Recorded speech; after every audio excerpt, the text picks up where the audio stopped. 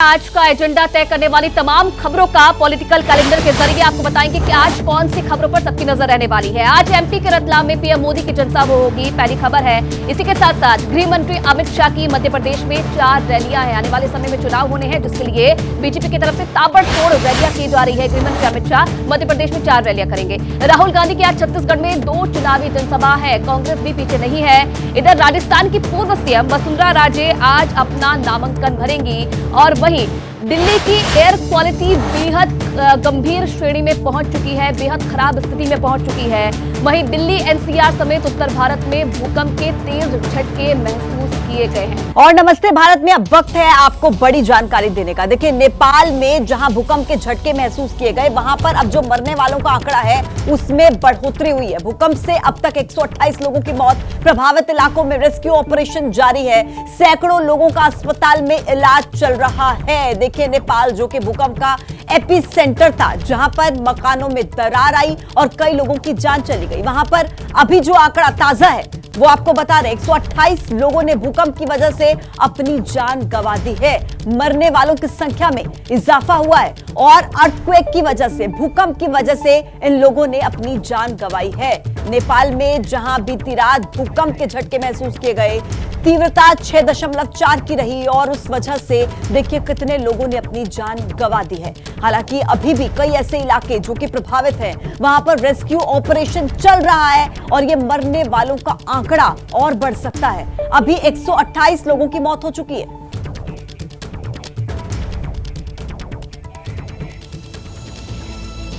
नेपाल में भूकंप ने त्राहिमाम मचाया। वहीं दिल्ली एनसीआर में प्रदूषण खतरनाक स्तर पर पहुंच गया है। दिल्ली का AQI 500 के पार पहुंच चुका है। नोएडा का AQI 576 के पार है। ऐसे में अलग अलग इलाकों में गंभीर श्रेणी में AQI पहुंच चुका है। दिल्ली एनसीआर में सांस लेना बेहद मुश्किल हो गया है। आंखों में जलन महसूस होने लगी है। लोगों का बाहर निकलना भी दुश्वार हो चुका है। सांस लेने में तकलीफें होने लगी हैं। अलग अलग इलाकों में गंभीर श्रेणी में AQI पहुंच चुका है। आपको बताएं कि नोएडा का AQI 576 के पार पहुंच चुका है। बेहद भयावह स्थिति बनी हुई है। वहीं दिल्ली का AQI 500 के पार पहुंच चुका है, जो कि कल परसों तक 400 के पार था, लेकिन अब और ज्यादा बढ़ोतरी देखने को मिल रही है। तो एयर क्वालिटी इंडेक्स 500 के पार दिल्ली का पहुंच चुका है। प्रदूषण खतरनाक स्तर पर अब पहुंचता जा रहा है। अभी दिवाली भी नहीं आई है, पटाखे भी नहीं जले हैं, लेकिन उससे पहले दिल्ली एनसीआर में प्रदूषण खतरनाक स्तर पर पहुंचता जा रहा है। दिल्ली का AQI 500 के पार है। वहीं नोएडा की बात करें तो 576 के पार एयर क्वालिटी इंडेक्स में अब प्रदूषण नापा जा रहा है। अलग अलग इलाकों में गंभीर श्रेणी में अब AQI पहुंच चुका है। दिल्ली एनसीआर में सांस लेने में तकलीफ होने लगी है और वहीं अगर बात करें तो आंखों में जलन जैसी समस्याएं भी यहां पर खड़ी हो पड़ी। चलिए और जानकारी इस पर लेंगे अक्षरधाम से दीपक रावत और वहीं आनंद विहार से दिव्यांकर हमारे साथ जुड़े हैं। आज के क्या हालात है? AQI में हम देख रहे हैं कि 500 के पार पहुंच चुका है। दीपक जी, इस वक्त अक्षरधाम में हम लोग मौजूद हैं और अक्षरधाम की तस्वीर अक्सर इन दिनों ऐसी ही दिखती है जैसा इस वक्त आपको कैमरे के लेंस से नज़र आएगी। इस वक्त अगर अक्षरधाम देखें तो आप उसके चारों तरफ आपको स्मॉग नज़र आएगा। अक्षरधाम धुंधला सा नज़र आ रहा है और आज इसलिए भी थोड़ा बहुत आपको नज़र आ रहा है अक्षरधाम क्योंकि हल्की हवा चल रही है। और जब दिल्ली में हवा चलती है, और हालांकि जो स्पीड बहुत स्लो होती है, और जब हवा थोड़ी तेज़ चलती है तो ये स्मॉग जो है वो हट जाता है, छट जाता है। तो आज थोड़ी उम्मीद लग रही है कि दिन तक जो है अगर इसी तरह से हवा चलती रही तो स्मॉग जो है वो कम हो जाएगा, विजिबिलिटी बढ़ जाएगी।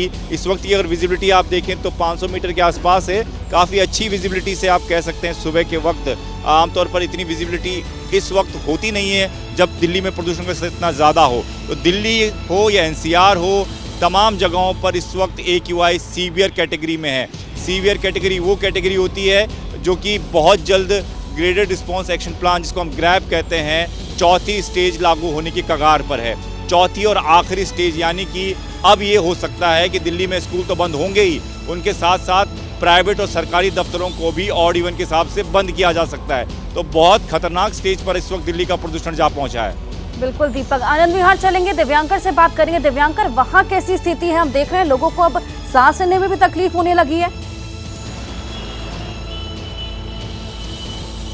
जी बिल्कुल, देखिए दिन ब दिन जो दिल्ली की हवा की गुणवत्ता की क्वालिटी है वो काफ़ी ज़्यादा ख़राब होती जा रही है और लगातार जो ये गंभीर श्रेणी में बना हुआ है। अगर अभी की बात करें तो आनंद विहार का जो AQI है वो CPCB के मुताबिक हम आपको दिखाना चाहेंगे कि ये फिलहाल बढ़कर 448 पर ये पहुंचा हुआ है। ये आप तस्वीरें यहाँ पर देख लीजिए मेरे फ़ोन स्क्रीन पर, 448 पर ये है और साफ तौर से दिखा रहा है कि काफ़ी गंभीर श्रेणी में जो हवा है वो यहाँ पर बनी हुई है। लेकिन अगर बात करें इस इलाके की, सामने आप पीछे तस्वीर देख पाएंगे, बीते रोज़ फॉग और स्मॉग दोनों की चादर से ये पूरा इलाका लिपटा हुआ नज़र आ रहा था। लेकिन आज थोड़ा फॉग कम है, स्मॉग काफ़ी ज़्यादा अभी भी बना हुआ है। काफ़ी ज़्यादा जो प्रदूषण है इस इलाके का आमतौर पर देखा जाता है काफ़ी ज़्यादा बढ़ जाता है। हमने बीते रोज़ देखा कि 999 के आसपास भी पहुंच गया था। लेकिन आज थोड़ी सी जो अभी सुबह का समय है थोड़ी सी गिरावट देखने को मिल रही है। लेकिन जैसे दिन बढ़ेगा वैसे भी जैसे गाड़ियां इस रफ्तार इस इलाके में काफ़ी ज़्यादा पहुंचेंगी, काफ़ी ज़्यादा ट्रैफिक होता है तो देखने को मिलेगा प्रदूषण भी काफ़ी ज़्यादा बढ़ जाएगा। तो इस तरह से जो सरकार की ओर से जो तमाम सारे जो कदम है उठाए जा रहे हैं वो भी आप देख सकते हैं। पानी के छिड़काव समेत तमाम जो उपाय हैं वो किए जा रहे हैं। आपको स्क्रीन पर यहाँ पर नज़र आएगा कि सड़कों पर पानी का छिड़काव भी हो रहा है जिससे प्रदूषण को काबू में पाया जा सके। लेकिन इस इलाके की बात करें तो यहाँ पर ट्रैफिक काफ़ी ज़्यादा रहता है, लोगों की आवाजाही काफ़ी ज़्यादा रहती है, प्राइवेट गाड़ियाँ जो है वो काफ़ी ज़्यादा चलती हैं जिसके चलते इस इलाके का ट्रैफिक काफ़ी ज़्यादा बढ़ जाता है। लेकिन सरकार की ओर से लगातार जो कई सारे जो कदम उठाए जा रहे हैं, चाहे वो BS3 BS4 गाड़ियों पर प्रतिबंध लगाना हो या फिर सिर्फ BS6 जो डीजल की बसें हैं सिर्फ उन्हीं को एंट्री देनी हो। लेकिन सरकार की ओर से ये नहीं कहा जा रहा है कि आखिर उनकी जांच कौन करेगा। जो गाड़ियां इस इलाके में प्रवेश कर रही है बहुत नज़दीक यहाँ से जो दिल्ली UP बॉर्डर है वहाँ से आसानी से UP बॉर्डर से दिल्ली में गाड़ियाँ प्रवेश कर जाती है। लेकिन उन सब की जो चेकिंग है वो खास तौर से नहीं होती है जिसके चलते कहीं ना कहीं वो जो गाड़ियां इस इलाके में एंटर करती है वो भी कहीं ना कहीं जो दिल्ली में बढ़ते हुए प्रदूषण को लेकर जिम्मेदार हो सकती है। तो आने वाले दिनों में देखने वाली बात हुई क्या सरकार की ओर से ग्रैब 4 भी लागू किया जाएगा। लेकिन क्योंकि फिलहाल ग्रैब 3 की जो तमाम पाबंदियां हैं वो दिल्ली में लगी हुई हैं, छोटे क्लास के बच्चे उनके स्कूलों उनके बंद किए गए हैं, 2 दिन तक लगातार प्रदूषण बढ़ता जा रहा है। अब आने वाले कई सारे जो 2-3 दिन है वो काफ़ी ज़्यादा अहम हो सकते हैं। अगर हवाएं चली, बरसात हुई तो थोड़ी बहुत जो दिल्ली के लोगों को उनको राहत मिलेगी। लेकिन जैसा एक्सपर्ट अनुमान लगा रहे हैं कि आने वाले दिनों में और भी ज़्यादा गंभीर स्थिति में जो दिल्ली का प्रदूषण है वो पहुंच जाएगा और लोगों को काफ़ी ज़्यादा समस्याएं उनका सामना भी करना पड़ेगा। और अभी तक जिस तरह से देख रहे हैं विजिबिलिटी बेहद कम है और आप जैसे कि बता रहे हैं कि ये बेहद ट्रैफिक वाला एरिया है। यहाँ पे ट्रैफिक जैसे जैसे बढ़ेगा प्रदूषण उतनी ज्यादा बढ़ जाएगी। दीपक के पास चलेंगे। दीपक, ग्रैब 3 का असर वहां पर देखने को मिल रहा है? और जी देखिए इस वक्त तस्वीर एक बार फिर से आपको दिखा देता हूँ। आप देखिए स्मॉग आपको लगातार बना हुआ नज़र आएगा जो कि दिल्ली NCR में सुबह और रात के वक्त, खासतौर पर रात के वक्त की बात करें तो बहुत ज़्यादा घना हो जाता है और विजिबिलिटी पर इसका बहुत ज़्यादा असर पड़ता है। कल तक स्थिति ये थी कि सुबह के वक्त अगर आप विजिबिलिटी देखते तो 100 मीटर 200 मीटर के आसपास थी। कुछ ऐसे इलाके हैं जैसे पालम सफदरजंग के इलाके की बात करें वहाँ विजिबिलिटी और ज़्यादा घट जाती है और इसका असर न सिर्फ लोगों पर पड़ रहा है, इसका असर हवाई यातायात, रेल यातायात में पड़ना शुरू हो जाता है। लेकिन अभी की स्थिति जो इस वक्त हम देख पा रहे हैं, इस वक्त विजिबिलिटी थोड़ी बेहतर नज़र आ रही है कल के मुकाबले। उसका रीज़न एक ही है कि आज हवा थोड़ी तेज़ चल रही है और हवा इसी गति से चलती रही तो जो स्मॉग है, जो धुएं की चादर है, ये छट जाएगी। यानी कि थोड़ा सा राहत जो है लोगों को देखने को मिलेगा। AQI का स्तर भी शायद घट जाए क्योंकि इसी हवा की बात जो है साइंटिस्ट भी करते हैं, सरकारें भी करती हैं क्योंकि और जितने भी इंतजाम किए जाते हैं वो तो सारे नाकाफी नजर आते हैं। इसलिए सबको भरोसा है कि बारिश हो जाए, हवा चल जाए। कि आने वाले दिनों में और सख्ती सरकार की तरफ से फिलहाल देखी जा सकती है। नमस्ते भारत में वक्त है लाइव टिप्स का। आजकल भागदौड़ भरी जिंदगी में लोग डिप्रेशन के शिकार हो रहे हैं। आप डिप्रेशन से कैसे बच सकते हैं आपको बताएंगे डॉक्टर टीना गुप्ता। एंजाइटी को टैकल करने के लिए आपको अपने थॉट्स, अपनी फीलिंग्स और अपना बिहेवियर, इन 3 मेन पिलर्स के ऊपर मॉडिफिकेशन लाने के लिए हार्ड वर्क करना पड़ेगा। ऐसे भी केसेस होते हैं जब हम अकेले नहीं कर पा रहे हैं मेहनत, तो हमें अपने फैमिली का, फ्रेंड्स का खुल के जाके बात करके उनकी हेल्प मांगनी चाहिए।